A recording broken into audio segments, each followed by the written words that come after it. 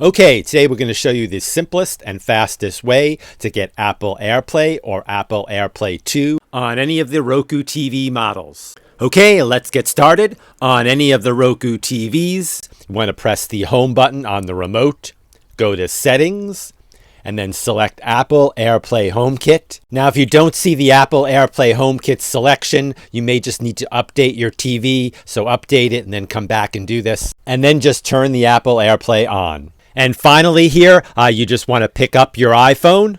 Now, one very important quick note here. You want to make sure that your iPhone and your TV are on the same Wi-Fi network. This does work over Wi-Fi, this feature, so make sure they're on the same network your Wi-Fi is turned on. And whatever video you're looking to play on your Roku TV, just look for that little Apple Airplay symbol and click it.